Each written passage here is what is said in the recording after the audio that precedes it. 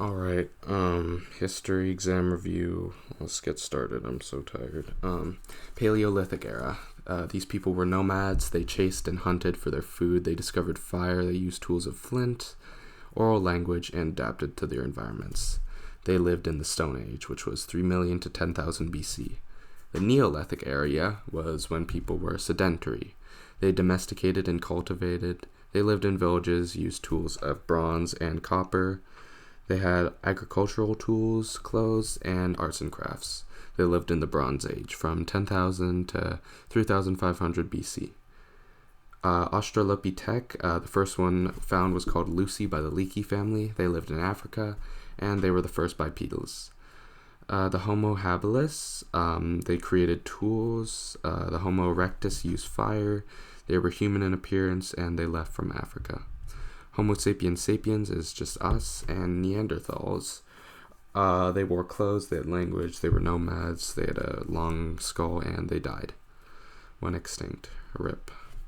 Characteristics of a civilization: they had a centralized government to sanction laws, to rule over the country, to sort out conflicts, for organization.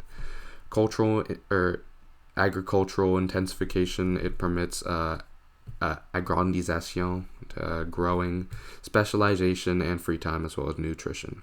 Specialization is important for efficient services, experts, quality of objects, and advancements. System of classes is important so that property is introduced, that there is a division in between rich and poor people, and so that there's unequal access to all, which is something that you think you wouldn't want to have, but it's actually important. Traders and commerce. It's important for, trade. It encourages money and exchanges in between civilizations. Science and writing. Inventions and advancements are important for life. Writing is important for communication. Religion is important because it establishes a relation between the government and authority. It controls the population and allows for expression of beliefs. Mesopotamian civilizations, they're the Sumerians from 2800 to 2100 BC. They came from Asia. They started writing. They had 4 classes: the nobles, the citizens, the commoners, and the slaves. They disappeared because of internal conflicts and infertile soil, I guess. The Akkadians were from 2600 to 2200 BC. They came from the east. They had a chef or king called Sargon who unified Mesopotamia and diffused Akkadian culture to other civilizations. They were defeated by barbarians in 2200 BC. The Babylonians were from 2200 to 1550 BC. They were known for commerce, and they had a king called Amuabi who established a code of laws. They were written in stone, and it's the origin for an eye for an eye. They were declined and conquered by the Assyrians in 1550 BC. The Assyrians had a regime or rule of terror. They stole land and resources from others. They declined because of violence, and they became part of the Persian Empire. Cyrus the Great replaced terror with equity. Cuneiform, it was the ancient writing style of Mesopotamians created by the Sumerians. Ziggurats were temples dedicated to gods at the top of Mesopotamian cities. Now Egypt. Egypt is situated in the northwest of Africa. The Nile extends from all along the country from south to north. The Nile is important to Egyptian life. It was a source of water, transport, and commerce and agriculture. Egypt has 2 regions, Low Egypt and High Egypt, or Haute Basse. Basse Egypt is higher up in the north, and Haute Egypt is lower in the south. The delta of the Nile is situated north. It's the most fertile region in Africa, and it's the triangle-shaped land where the Nile spreads and drains into the Mediterranean Sea. Egyptian structures: the mastaba was a burial tomb, sepulture. In a trapezoid form, it was the first pyramid, and an early example of one. The Snefru pyramid was in 2500 BC, dedicated to the Snefru Ra, and used a calcal. The Giza pyramids were the tomb for pharaohs, specifically Cheops. It took about 2.3 million blocks and about 20 years to build. Temples, just dedicated to gods. Yeah. The Sphinx of Giza, it could be a representation of Khafre, son of Cleopatra, and had to be repaired a few times. The Pyramid ad de Grès was, I forget who built that. I think it was like Imhotep for Josie or whatever. The hierarchy. At the top is the pharaoh who did the army stuff, dictated laws, and assured peace. The vizier was basically administration, supervised responsibilities, both civil and governmental. Haute fonctionnaires, or high functionaries, they gave advice to the pharaoh. They looked over judiciary and health systems. They supervised products and expeditions, etc., etc. Priests controlled land and influenced people. Scribes, they scribed history. They took note of history. Artisans et marchands, they created stuff to be exchanged, contributed to the economy. Paysans, or citizens, they did recolts, they did agriculture stuff, and slaves just worked in the fields. Important events, ancient Egypt had the big construction projects like the pyramids. Different religious changes. The intermediary period, the first one, there was a competition in between High and Low Egypt. There were civil wars, and the Theban kings unified Egypt. Middle Egypt, commerce with Middle East and the East was important. There was a big drainage project or something, I think sewers, I don't know. There were rebellions, and yeah. Second intermediary period, there were dynasties, which I don't really care about, and less culture. New empire, the pharaohs were strong and created an empire. Hatshepsut did commerce. Ramses II extended to Syria. The sea people attacked, which was bad, I guess. Religion, Atum, like Adam, created, like Atom, by the way. Created two descendants, Shu Lal Sek, dry air, and Tefnut Lal Umid. Shu plus Tefnut created Jeb, which was the land, and Nut, which was the sky. They have to be separate because of reasons, but they're siblings and also in love with each other because they're weird. Jeb and Nut created Seth, disorder, Osiris, order, Nephthys, and Isis, which were, I don't know, kind of useless, to be honest. Anyway, continuing. Mummification. First step, you would wash the body with wine. Second, you remove all organs except the heart.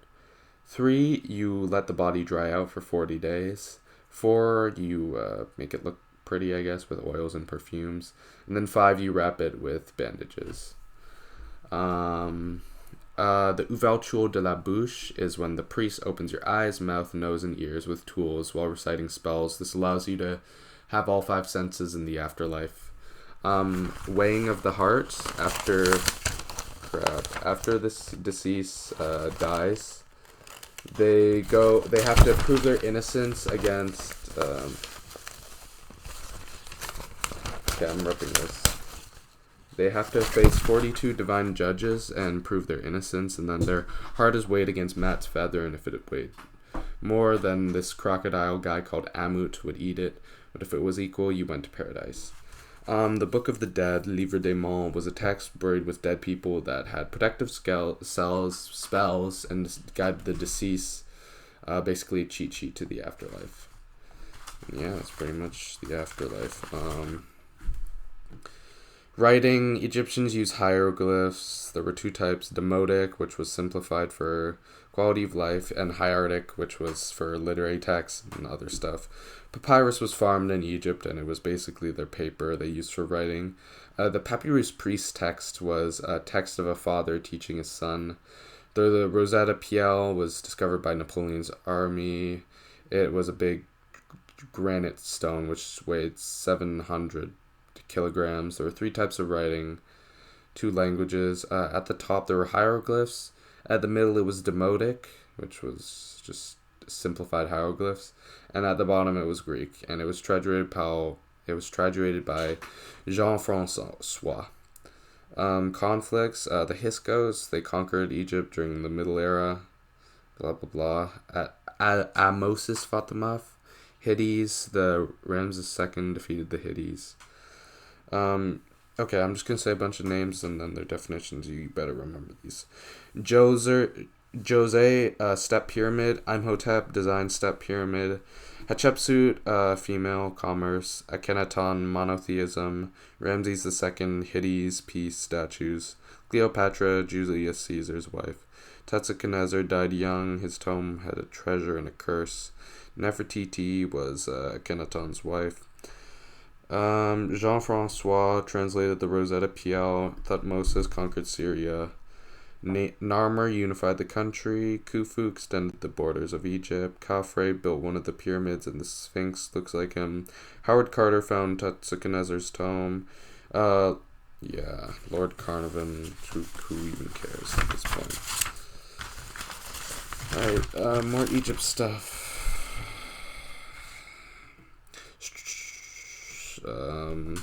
Judiciary system. They were ruled by the religious principles. Mat, god of justice, personified justice. The vizier was the chef of justice. Laws were equitable and applied to everyone. There was emphasis on protection of the family. Economy was based on surpluses and agricultural riches. Pharaohs controlled all of the economy, like all of it. Okay. Vie quotidienne. Agriculture, they used the Nile, they cultivated wheat, avoine, papyrus, lime, melon, and animals as well. Family, kids took after their parents in profession. Gender roles, they basically had the same rights. Women were caretakers, men were workers, I guess. Cosmetics, people used like eyebrows, makeup, perfume.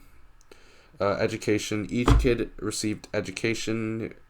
Most education was about manners and how to work. There was formal education for rich important families though. Yeah, that's pretty much it. No.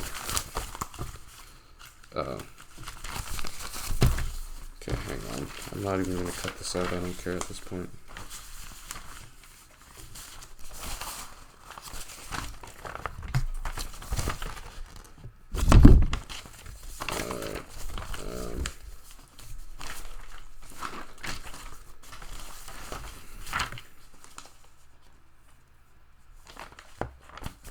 Oh, Jesus. Okay, then.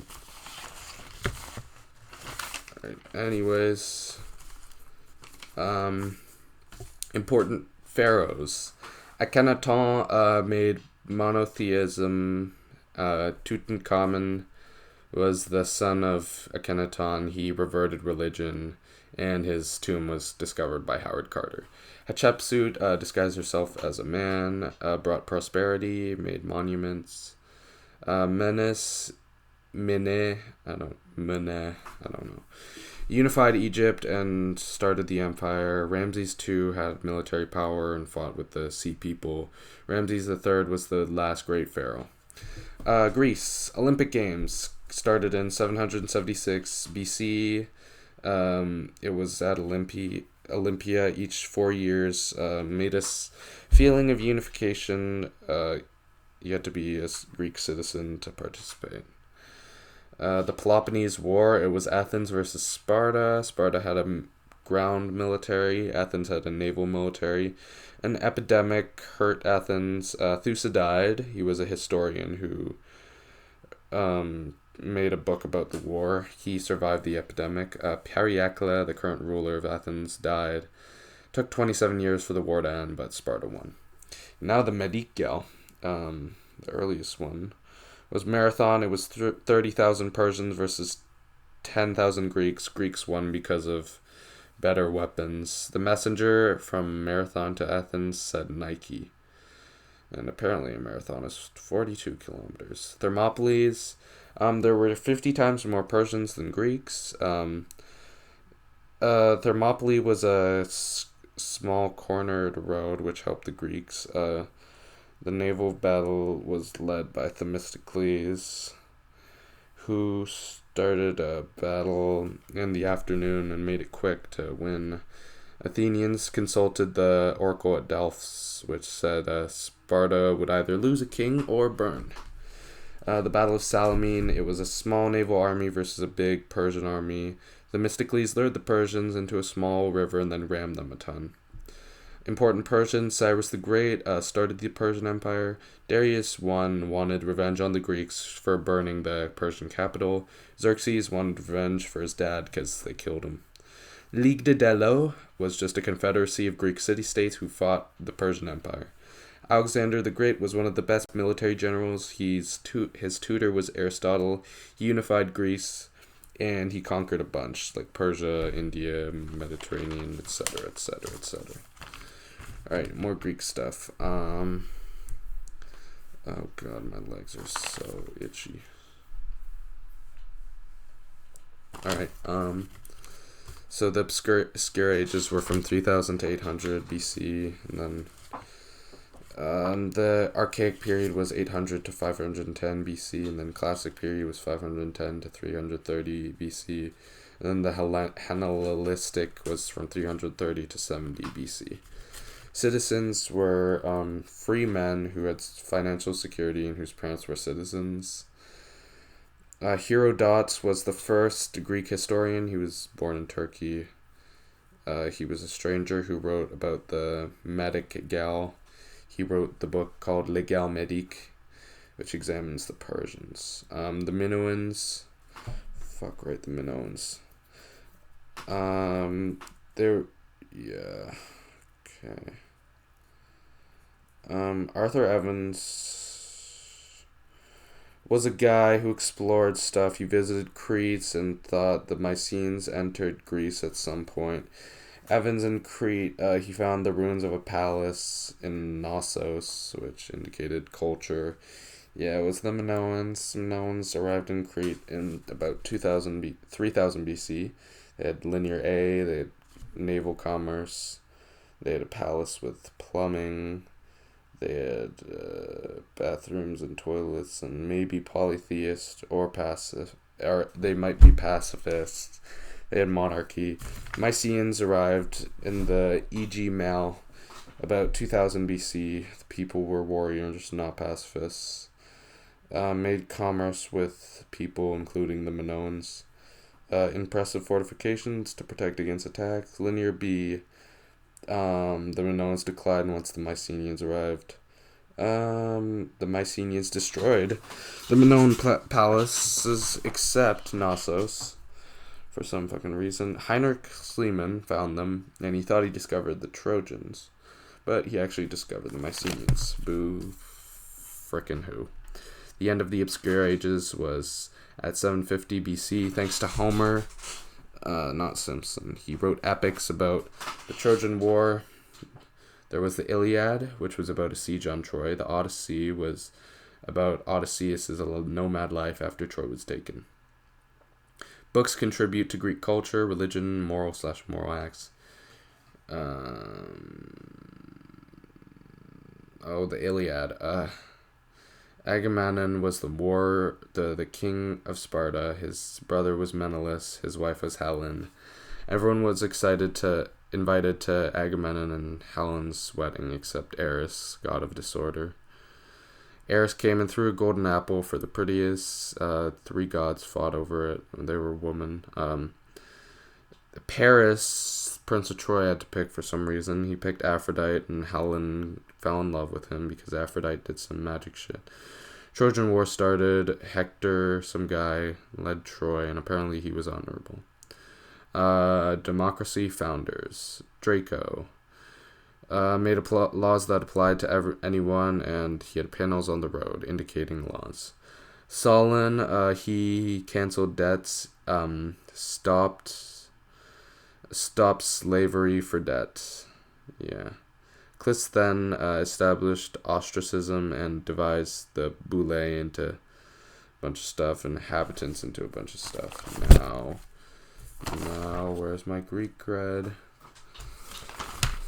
Alright, the hoplites were soldiers with a shield and a spear. The phalanx was a military formation for the hoplites. It was in a rectangular form. Basically, you just had your shields up and you poked through the shields. And then you killed your enemies because they rushed at you like idiots.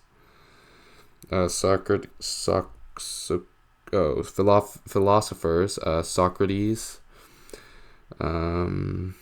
Okay, well, Hippocrates was the first, but he doesn't really matter. Socrates was, I'll just refer to him as the first. He didn't write anything. He thought love existed within the spirit of searching for things. He had the Socratic method and killed himself for some reason, I forget.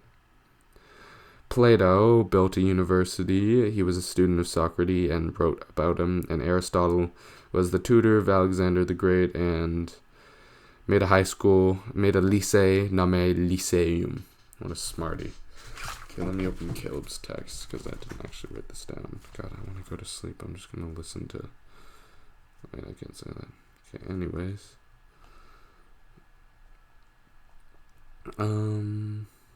The Ecclesia was an assembly of 400,000 people on top of a hill in Athens. The Boule was the 600 assembly people. The Agora was a big common area in Greek city-states for assemblies. Hell's Point was a narrow point of water, I think. And Ephors was magistrates. Don't know how that's going to help, but whatever. Now for Rome. Romulus and Remus were two brothers who were thrown into a river by a greedy king. Some she-wolf saved them. Called Rem, I guess. The Etruscans were the predecessors of Rome. They had funerary rites. They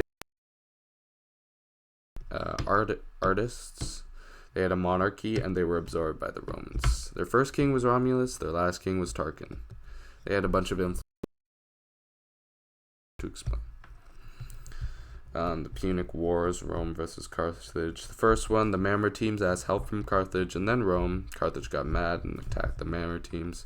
Rome built a ship, and Corvus, like a thing, it's like a weapon that you attach onto the boat to like scrape into their boats. It's kind of like that crane from those arcade machines where you pay money to grab the teddy bears with the crane or whatever. Anyways, Rome won and took land, and because the Carthaginians didn't actually pay their mercenaries. Second war, Carthage had Hannibal, a military strategist who had elephants. Rome lost until they used trumpets, which just immediately deflected the elephants back to the Carthaginians' fleets.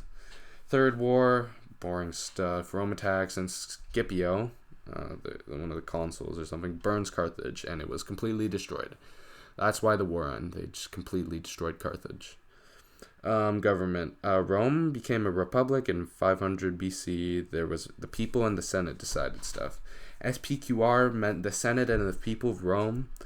It was a combination of democracy, oligarchy, and aristocracy. The patricians were the elites with rights who could vote and join the Senate. Plebeians didn't have a bunch of rights, but they did after they made the tribunal and the 12 Tables law, which applied to everyone, or 12 Tables rights, which applied to everyone. There were two consuls. They were presidents of the Senate. They had all the power. They could be dictators for 6 months in emergencies. Censors were the tax and public affair guys. There could only be two. Aediles there were 8 people. It was for police, roads, agriculture, and commerce. The Questel, 4 people. It was for criminal and financial affairs. The Praetor were 8 people. They supervised legal cases. And the tribunals, there were 10 people, and they did rights and legislation stuff.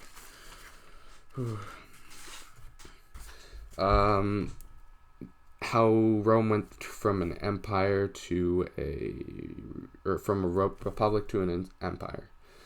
The empire lasted from 27 BC to 476 AD. They imposed their values to millions. Octave/Augustus made changes so that he had all the power and created an empire. Julius Caesar expanded Roman rule in Europe, conquered a ton, had a triumvirate with Pompey and Crassus. He killed him and got ultimate power and Cleopatra stuff. Assassinated second triumvirate. Oh, wait. No, he got assassinated, and the second triumvirate was Octavius, Mark Antony, and Lepidus. The first triumvirate, let me reiterate, is Julius Caesar, Pompey, and Crassus. The War of Actium, Julius Caesar gave his power to his great-nephew Augustus in his will before he died. Mark Antony thought he deserved it. Octavius ruled west in internal affairs. Mark ruled east. He went into Egypt and did shit with Cleopatra. Mark focused too much on her. Octave made propaganda, and their own people were like, grr, what the heck, this kid's selling us. They both didn't send reinforcements to each other, so they both got mad. Cleopatra pretends to kill herself. Mark kills himself, so she kills herself. And emperors, Augustus created the Roman Empire, took full control of power, and had a postal system. Neron burned down Rome, was an unstable idiot. Actually, let's go in order. So first there was Caligula, who got sick, became not a smart dude. Tried to marry his sister, elect his horse as co-counsel. He got executed by his guard. Second was Neron. He burned down Rome. He was unstable, not very smart. Vespasian, I don't put it very well in my writing, but he buttered up the Senate to create peace because there was a lot of tension. Fourth was Domitian, was some cocky idiot. He I don't know, he died. Nerva did good stuff for orphans and kids, treated Senate with respect, so he was kind of respected. Trajan was when Rome kind of peaked. He conquered the Middle East and remodeled Rome with new buildings. Hadrian, this was during the Pax Romana, ensured provinces were governed, defended vulnerable fronts, and built walls. He published a law document of Rome. Pax Romana was 200 years of peace. It was the golden age of Rome, and you could do commerce and do stuff in full security. That's basically it. I rushed through this because I want to go to sleep. I regret all of this. Bye, I guess.